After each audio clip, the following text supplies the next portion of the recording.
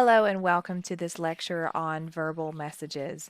So what we're going to do in this lecture today, which should be relatively short, is just discuss a little bit about what language is, what builds it, how we use it, and then spend a little bit of time contemplating what is the purpose of us speaking at all. I'm sure several of us have had asked ourselves that question or others.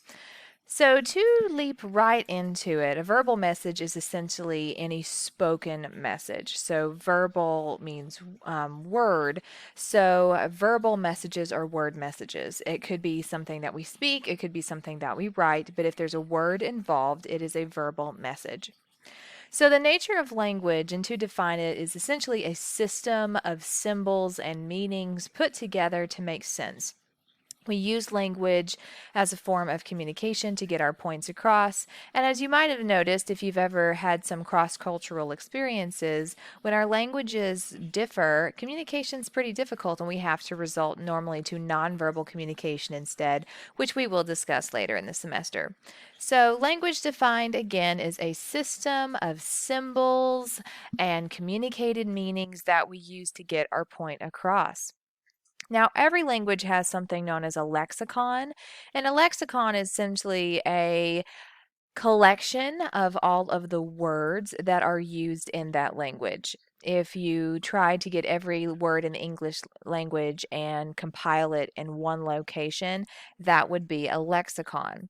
As you might guess, lexicons are ever changing because words like slang do change. I mentioned this in another lecture where we do have formal and informal language, and informal language includes slang, and slang words change all the time. For example, the word yeet probably was not in our lexicon until about a year ago, and it's always going to be updating. So there are several 100,000 words in any language that's present, and English is one of the most confusing languages up there because we like to have a word and give it several meanings, and we'll discuss that here in just a minute.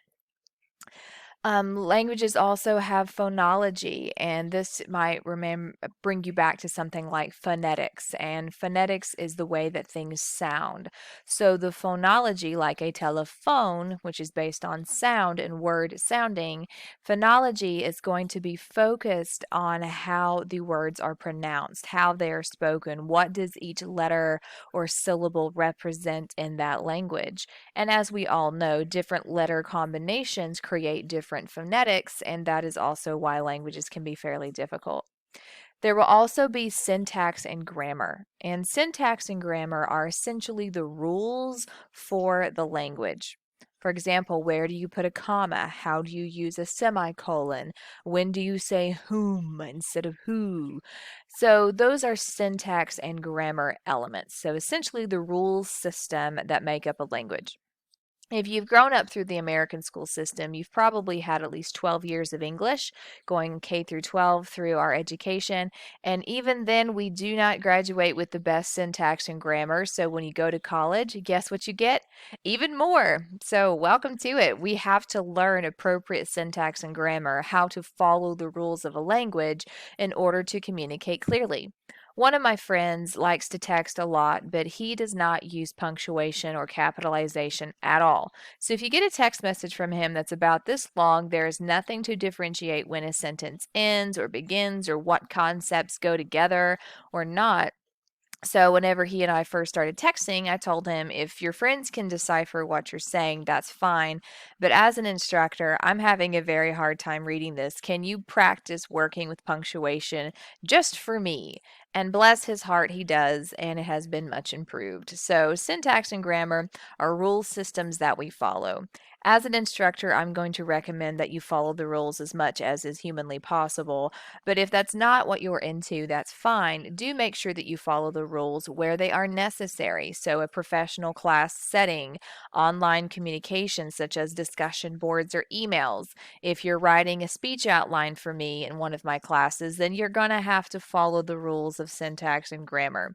So, you can always look up some library resources or schedule some time via Zoom with me to work through those. Now, a language community is a group of people that all communicate using the same language. So, everyone that speaks fluent English would be an English language community.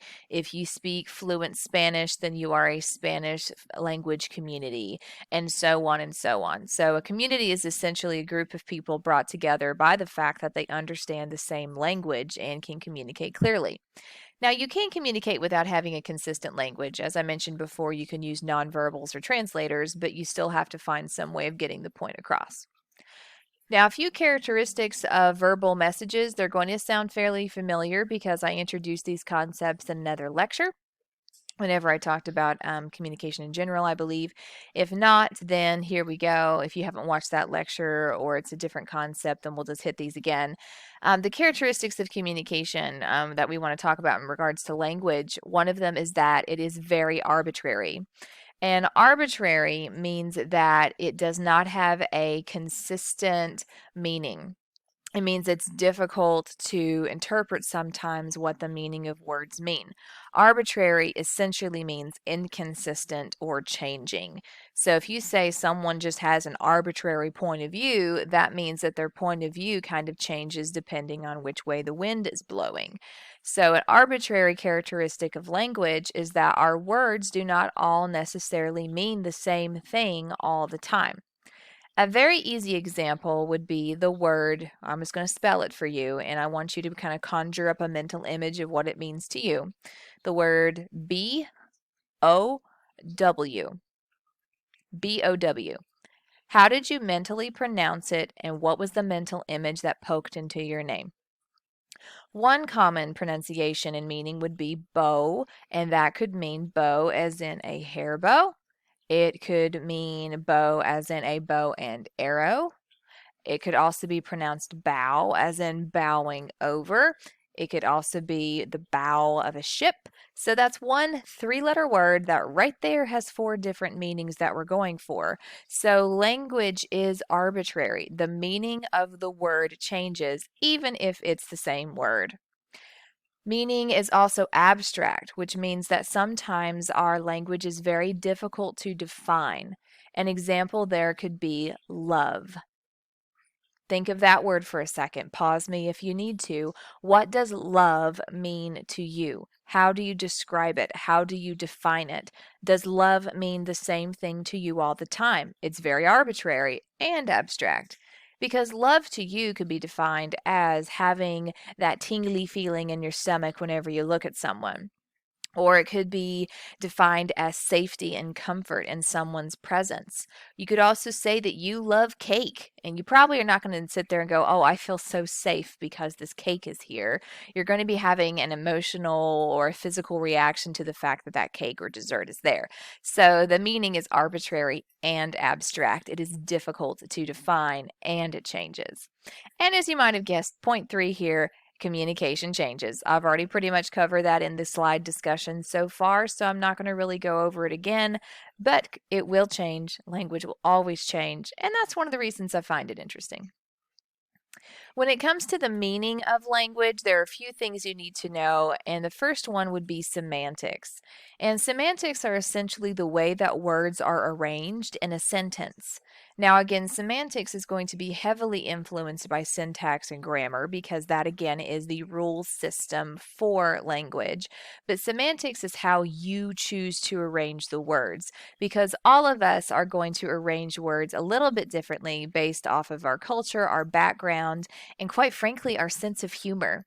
How many of you have favorite actors or comedians that you've watched YouTube clips of, and just the way they arranged a sentence made you just bow over laughing because you just couldn't help it? They were so funny. Just the way they worded it was a simple concept, but my goodness, the way that they worded it, their semantics, the way they arranged their sentence just made it 10 times funnier. You probably have one of those friends, or you might be that friend that can just say things in a certain way, and that certain way would be their semantics. Now, as best you can, your textbook spends quite a bit of time analyzing semantics and how to improve them. And the biggest tip that I can give you is if you're wanting to communicate something clearly and make sure that your words are arranged well, just be as specific as possible. If you're going from humor, then of course the arrangement of your words has to be very carefully arranged in order to get that response. But if you're going for simply meaning, for example, in a presentation, you do want to be humorous, but you also want us to get it. You have to be as specific as possible. So give us the information, describe it effectively, use a vivid language in order to be interesting, but then move on. A couple of terms I do want you to know are connotation and denotation. The connotation of a word has to do with the emotional meaning that we bring to a word. If I say the word fight, and you pause me and think about it for a second, you probably are going to have a different mental image pop into your head than I might. For example, I'm a debate instructor, so when I think of the word fight, I'm always thinking of argumentation and debate because that's what I spend the most of my time doing is developing fights around words. So that's my connotation. That's my mental association, my emotional association with the meaning of that word. Denotation is the dictionary or literal meaning of a word. If you want a tip to help you remember it, it's denotation starts with a D, D dictionary. So, denotation is the formal understanding, accepted meaning of a word. Like I have a Webster's dictionary behind me back here. If I pick up Webster's and flip to a word and find the definition, that is that word's denotation. However, I might define it for you differently based off of my mental, physical, and emotional experiences. For example, we could go back to the word love. If you have a different definition for love, that would be connotation. However, if I Google it or if I pull out Webster's and look up the word love, that is the denotative meaning. Please be able to define those two and separate them because they will show up on a future test. If you're in one of my classes, that is. Now, the next concept that your textbook talks about would be pragmatics. And pragmatics is essentially you speaking with the intent of being understood. When someone is pragmatic, it means that they are very practical, they are no nonsense, they make sense, and they're just very direct, clear speakers and people. So, pragmatics is essentially the system or science of making sure that you speak to be understood, that you have a clear and intentional purpose for your speaking, and you're trying to accomplish something through that particular interaction. Now, as speakers in one of my classes, if you're one of my students, clearly the point of what you're doing is to speak to be understood. There's no gift in being able to present an informative or persuasive presentation if you can't be understood. So, pragmatics are going to be very important to you. The first element of pragmatics that would be worth your time would be the importance of context. In other lectures, we've discussed a little bit about psychological background, historical background of the communication, the emotional attachment to the connection, your physical location, and the time of day, and how all of those impact your ability to speak to be understood. If I'm teaching an 8 a.m. class, I have to be a lot more energetic and clear because these poor persons are probably very tired or distracted or thinking about the rest of their day. And even if they're morning people, they're ready to go and get gone. So I have to be a different type of presenter at 8 in the morning as opposed that to, 4 in the afternoon when I'm everybody's last class and they just want to go home. So the importance of context is going to impact your ability to speak to be understood. Now, your textbook does spend a good bit of time explaining the concept of a speech act, and a speech act is essentially any time you open your mouth in order to say something, or as your textbook puts it, when you perform an utterance. Whenever you utter something, sound and words come from your face, that is a speech act. And your textbook is really emphasizing the fact that you need to know why you're opening your mouth every time you do to talk. So, the question that's essentially being asked here is what are we doing when we speak? Are you trying to entertain someone? Are you trying to aggravate someone? Are you seeking to be understood? Are you looking for an answer to a question? What is it that you're doing? So, whenever you are encoding, and remember that speakers encode, we have to sit here and think before we speak. Whenever you are encoding, and you are preparing for a speech act, the act of words coming from your face, and this quite frankly can apply to writing, but your textbook really refers to speech only on this one. But whenever you are prepping for that speech act, what are you trying to accomplish? You need to ask yourself that question every time you're designing an email to an instructor, or every time that you design a presentation that's going to be delivered in front of any type of audience, or if you're gearing up to have an emotional conversation with a relationship that might be ending. You need to sit here and think through, what is my goal? What am I trying to do? A really easy one that I'll mention for all of my folks out there in committed romantic relationships: you have to decide what items in that relationship you're going to be mad about and which ones you're not. Because if you're mad about everything, that relationship is going to go downhill very quickly. For example, in the first probably 3.5 years of my marriage, my husband loved to leave socks everywhere in the house. And I had to decide, do I want to be mad at all the socks or just one of them? Do I want to mention it? Because the question I was asking myself was, what do I want to accomplish when I talk to him about the socks? Do I want to have an argument? Is it worth having an argument about? Is this something that can be solved very simply? What can I do? You want to know the solution to the problem? I just got a basket and put it in the bedroom and said, "Hey, can you put your socks in here?" He already had a laundry basket, but there was just something about having a different place to put the socks where I can't even tell you the last time I've seen a sock anywhere around the house. There was no fight. There was no emotional argument. I didn't have to have an emotional breakdown about clothes being left around the house, because I had to sit there and think, what is my purpose? What is the outcome I am seeking in this particular communication? While I'm sitting on this topic, a book that I want to recommend to you is Crucial Conversations: How to Speak When the Stakes Are High. It is a wonderful book, one of my favorite communication books ever. It's not a textbook, but it is all about improving communication. And the number one concept that book discusses is how to communicate when the stakes are high. How to communicate when you need to accomplish something. You might not have to use those tactics all the time, but I promise you that is one of them that I use pretty much all the time. I actually just looked for it, and I have this textbook right next to my computer. And again, not a textbook, but I think so. Tools for Talking When the Stakes Are High: Crucial Conversations. You can get this on Amazon for like $7. It's not very expensive at all. I recommend that you get it, whether or not you're a communication major or not. If you intend to have long term relationships with any humans at any point in your life, and for your boss to like you need that book. So, if we were in a live class, what I would do is have a group discussion at this point to kind of analyze the question, what can we do to improve pragmatics? What can we do to improve our ability to speak to be understood?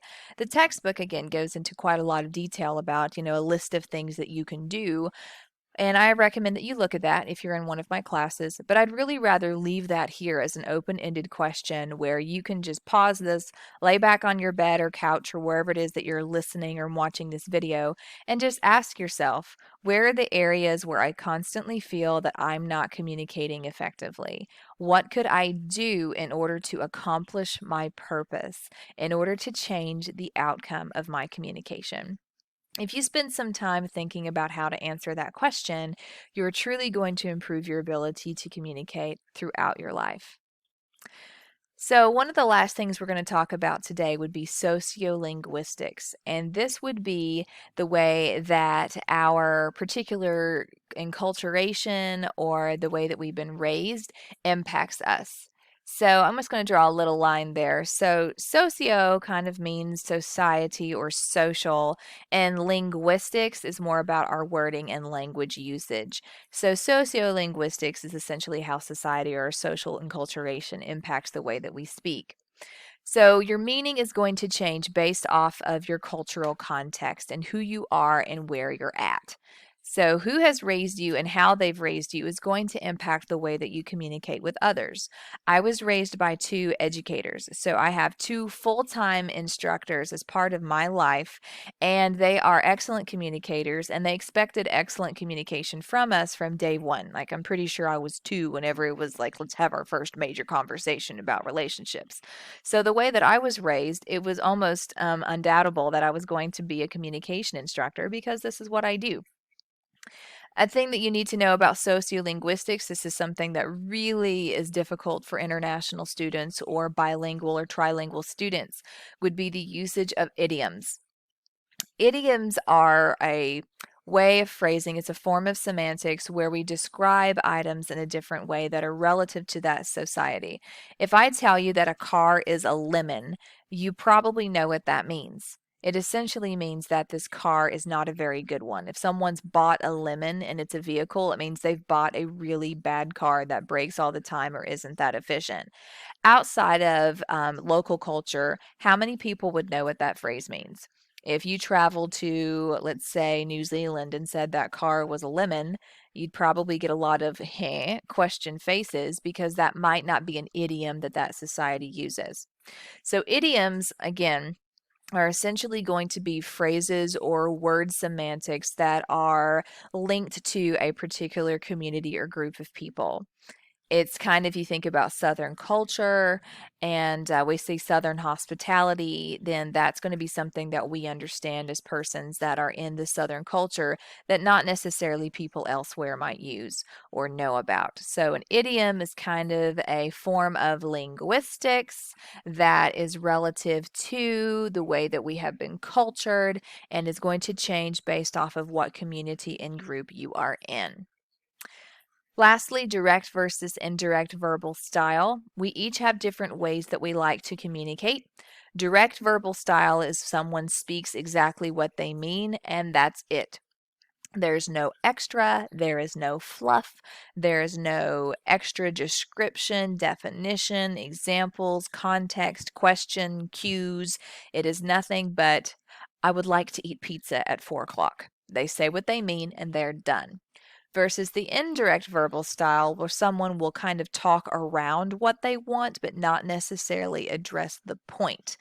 I like to think about someone being asked, where would you like to eat tonight? And instead of saying something like, I would like to go to Taco Bell and get a chicken quesadilla with extra jalapeno sauce, it's, I don't know, what are you feeling?